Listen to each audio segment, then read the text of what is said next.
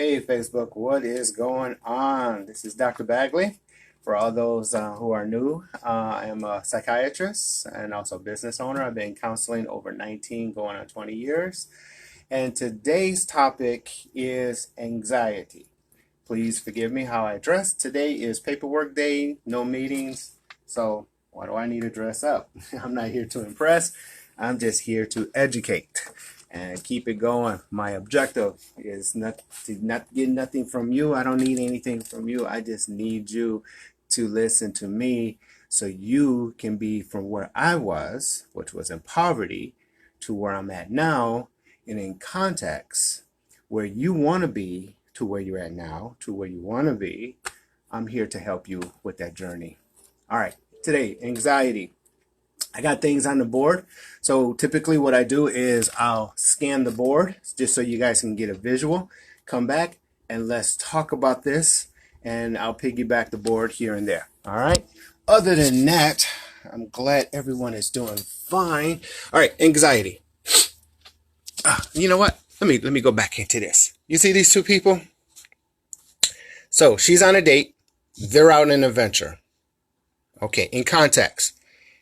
What do they have in common? The date and this adventure? You got it. What's today's topic? Anxiety. They both have anxiety.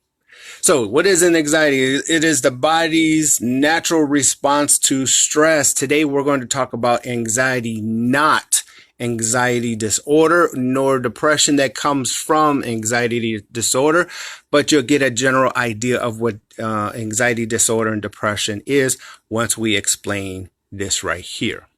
Okay, a couple things. We're going to talk about an event, something new, unknown, okay? Train, plane, unknown language. That's what that is. Then we're going to talk a little bit about the brain side of it, where the response to the event.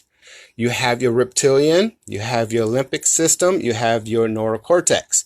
The reptilian is the fight and flight and mate. Limbic system, that's your emotion. That's why it's called a system. It controls all of your hormones. Emotion, hormones. And the neurocortex is the outer shell of the brain that holds your story, and then from there to your body. So from the event, goes into your brain, processes it, response from your belief, neurocortex. Here's some of the symptoms. All right.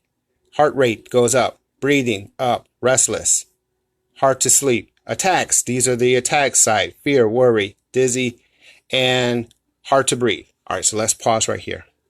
Symptoms are physical, depends on the person's and feelings. All right. During this process, I'm going to give you a scenario. My boy calls me up and said, dude, let's go to Cairo and let's go visit the pyramids. And I say, cool, let's go.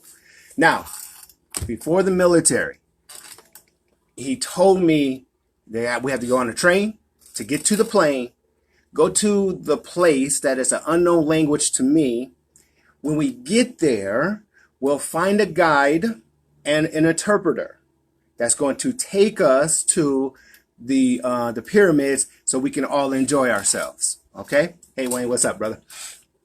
All right. So when it comes to anxiety, automatically, as soon as I hear I got to go on a train, a plane, unknown to a location, unknown language, and then I don't even know who the interpreter is, and I don't even know who is the guide that's going to take us around, I'm already starting to feel anxiety.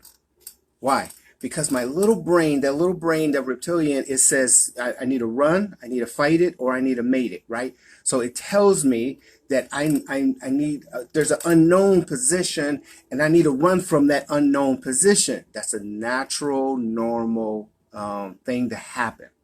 Okay, when the brain says you need to run from this, then your body reacts to it, and that's the limbic system where your hormones throughout your body triggers, and that's when we get symptoms such as high heart rate, breathing goes up, your restlessness, hard to sleep, especially the day before the event, and then the day of the event is an attack, fear, worry, dizzy, and hard of breathing.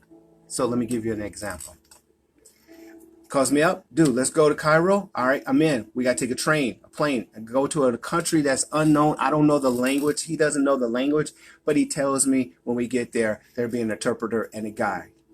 All right, the night before, I'm really nervous because why? I've never been on a train. I hate planes, and I'm going to a place that is unknown. Are you serious? So the night before, I can't breathe, or I'm getting restless. I'm getting hard to sleep. Why? Because my brain is triggering the limbic system, and now the neurocortex, which is your storyline, your belief system, says trains, what, plane, what, no, language, going to a country. I never been out of Wisconsin. So that kicks off. That's called anxiety. And when you have an anxiety, it stops people from events. The events is sometimes new events, sometimes it's the unknown events. So you can be very talented. A person can be very talented. You can be very talented. You can have a desire to start your own business. You can have a desire to go from poverty to rich and from rich to wealthy. You have all of that inside of you because it's inside of you, called a gift, but you're not doing it because of anxiety. When you start doing the process, when I start packing for the train, for example, I'm starting to worry, fear. When I get to the train, I'm really worrying and I'm really fearing. Why am I worrying? Because I never went through this process before. Why am I fearing? Because there's a lot of things to do to be fearing. I don't know who's on the train. I don't know if the train is going to derail. I don't know if my parents is going to be fine. My wife is going to be fine. My kids are going to be fine. My job is going to be fine. I don't know all of this. And you see how I'm even talking about it? Anxiety is kicking in because my little brain, limbic system, hormones, and heart rate goes up, breathing. Oh, man, it's very stressful. And that's all anxiety really is. When you get to a place in your life and it gets to something new, you question it. And then you worry about it. And then the what ifs. And all of these things kick in. That is your brain, your neurocortex, your limbic system, your reptilian position. Now, how is it possible that I can have worry? I want to go with my guys. I want to go visit the Cairo. I want to go to Cairo. I want to visit the pyramids. And I see all the pictures, and they know I wanted to see this. I didn't think about the train, the plane, the unknown language, and blah, blah, blah. But how do I get there? It's because I tell my mind that what I need to go through the process is not as bad as me getting there. You see, some people say, like for talented people, some people say, well, I'm very talented. Everyone says I'm talented, but if I don't make it, it's okay. They get a little stressed, anxiety kicks in. Because of the newness of it, the things you have to do, the unknown, they stop. Yeah, it's okay. You want to start a new business? What? No, because I already got a job. But some of you really want to achieve to the next level in life. How do I get to the next level in life? When I have anxiety that tells me every time I'm trying to do something new, fear kicks in, worry kicks in, hard breathing kicks in, my heart rate is up, breathing goes up, restlessness, and so on and so forth. What is the first step? Number one step. Tell your doctor, stop giving them damn medicine. When your environment is stressful, like for example, getting on a train, a plane, going to an unknown country, and then trying to find an interpreter and a guide, and you don't even know what that is before you start the journey, that event is what's causing high blood pressure, high rate, heart rate, the breathing and on. You go to the doctor and you explain to them your physical problems. Doc, my heart rate is up. I can't breathe sometimes. Doc would say, well, your heart rate's up because you ain't got a good diet. Here's some pills. You're breathing? Allergies. Here's some pills. Restless, can't go to sleep? Here's some sleeping pills.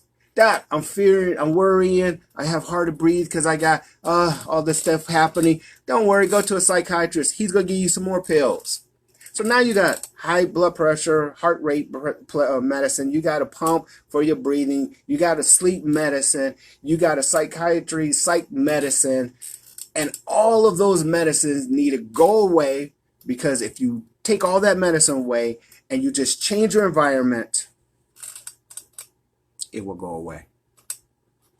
So the symptoms, which are always physical, is kicked off because of the mental side of it. Your limbic system, neurocortex, and so on. And the neurocortex, the limbic system, and reptilian is triggered because of the event, the unknown, something new event. All right. How do I get past all that? Stop taking medicine. That's number one.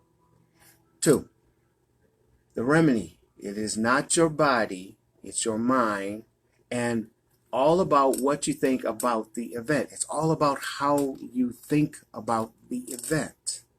It's how you think about the event. So let me go on the board. I'm going to show you something that I've already talked about before.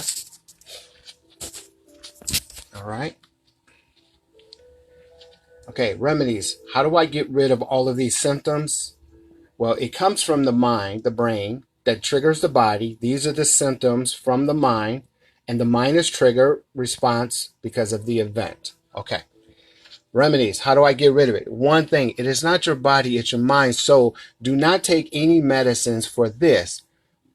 Keep in mind, we're not talking about being unhealthy. If you eat nothing but bacon skin from pig skin, you're going to have high blood pressure. Listen to your doctor. I'm talking about these kind of things. It's all about what you think about the event. Okay, if this is something new and it fears you, right? It fears you, then you got something to worry about. But I want you to study Stoic or Stoicism. Stoic, hey sweetheart, how you doing? Malaikum. Is a normal. So you got Stoic is normal thinking and beliefs in an event, which gives you the symptoms, right? Versus worst case to the event. So in other words, the Stoic, you need to control your overcoming or overwhelming emotions. Do not go happy, but worst case scenario. Okay. All right, here's the key, guys. Everyone. Psychiatrists out there will say, hey, if you're in a stressful situation, go into your happy place, zoom out, right? Let me tell you something. Don't do that craziness. That's not going to help you. What's going to happen is parents and kids, listen to this, parents and kids, you got a child who's growing up, and every time something stressful comes, you keep them away from the stress because you think you're protecting them. You keep them away from the stress, and then all of a sudden, when they grow up and they hit a stressful point in their life, because life is very stressful, they're not going to know how to handle the stress. And they'll come to me and say, Doc, I got anxiety, I'm depressed. Well, of course you got anxiety. Everyone's got anxiety. Okay, Stoic. Worst case scenario. You have to put your mind in the worst case scenario. So let's take the same scenario, and I'll show you how, in my life, how that works. A friend of mine calls me up. Dude, we're going to Cairo. We're going to see the pyramids. We got to get a train, a plane, go to a country that has an unknown language, and we're going to find a guide and an interpreter once we get there. Don't know who they are once we get there. Okay. I go into the military. The military, I go into special ops. We go into training, go into selections, go into this, go into that, go into this, get my ass kicked, and so on and so forth. And for 2 years, that's all I am in. The worst case scenario when it comes to the military, when it comes to war, and so on and so forth. Learn a language and blah, blah, blah. Okay. Come out of training, my guy says, dude, we're going on a deployment. We're going to get on a train, go on a plane, go into an unknown country somewhere in the Middle East. Let's go to Cairo, Africa. And then we're going to catch up with another guy, another team over there. And we're going to pick up an interpreter and get another guide. And what do I say? Cool. Why? because I've been in the worst case scenario training. So when I get on the train, I'm not worried about no dang train. I'm looking around. Is anybody else worried? No. So why am I worried? If anything does happen, what happens? I know how to take care of myself. We get on a plane.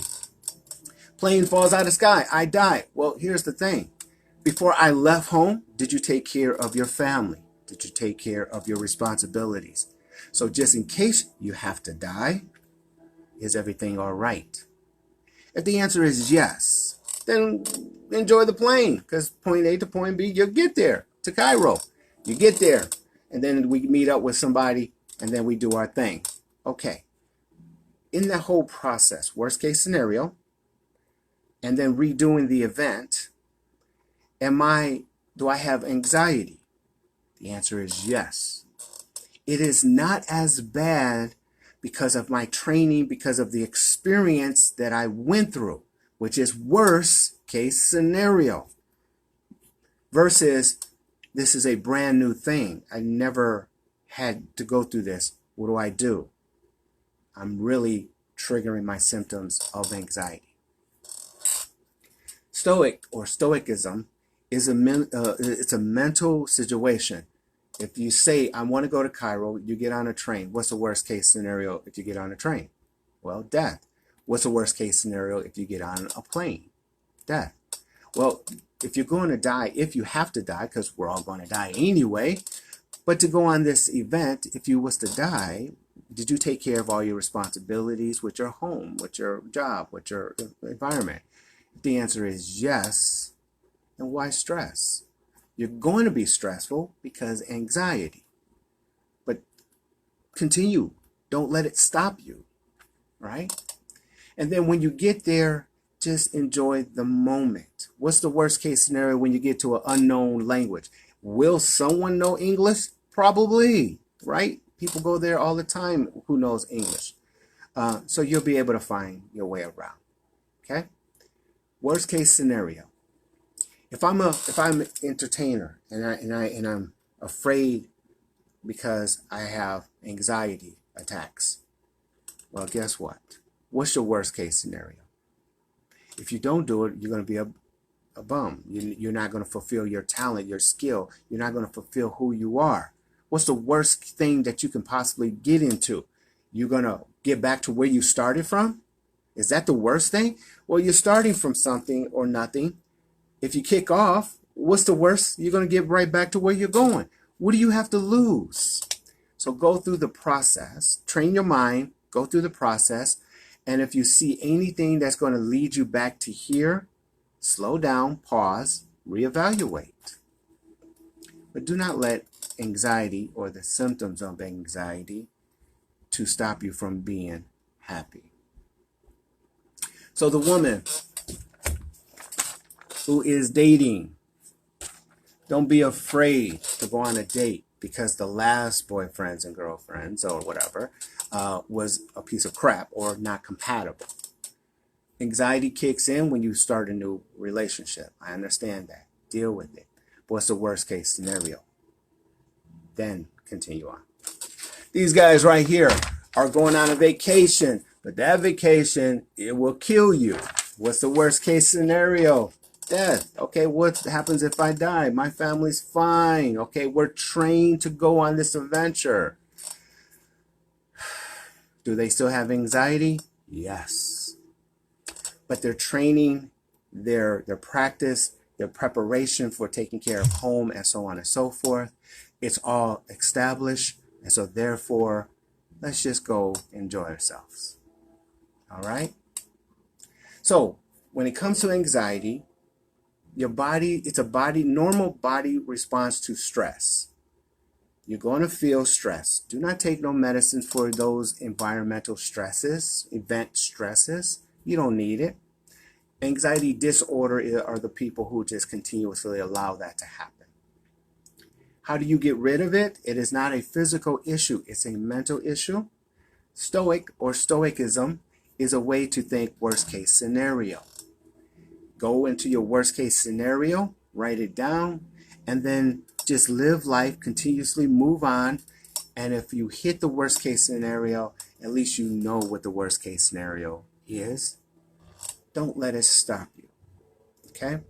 A lot of people say fear stops you, and it's true. In anxiety, there is fear. But the truth is, what stops you is the anxiety, what you believe, how you think about yourself. So stop being afraid. Stop with the worry. Stop with your high heart rate and breathing and all of this hard sleep.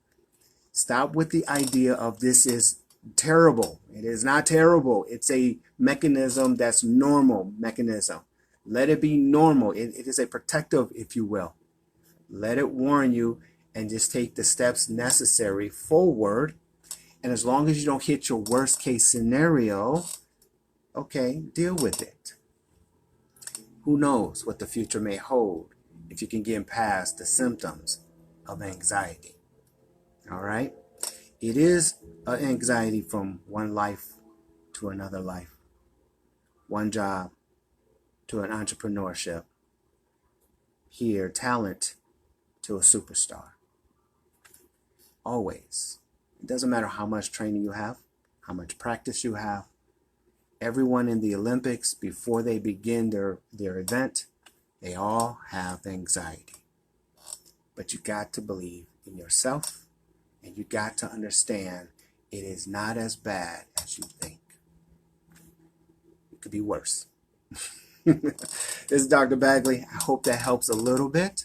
If you have any questions on anxiety or into the point of depression, let me know. Of course, I'm going to get into a program that's coming soon. I'm going to start promoting it. A program pretty soon that talks about suicide prevention. So look out for that. The suicide prevention is going to wrap around the parent and child position. So look out for that. And yeah, let's start talking about that. Anxiety, stoic or stoicism. Those are the two words I want you to look up. And then just realize it is not as bad as death. But if you don't do anything, just know you're going to die anyway. All right. Until next time, have a great day. Let me know if you need anything, questions, comments, concerns. If not, I will see you on the other side. All right. Bye-bye.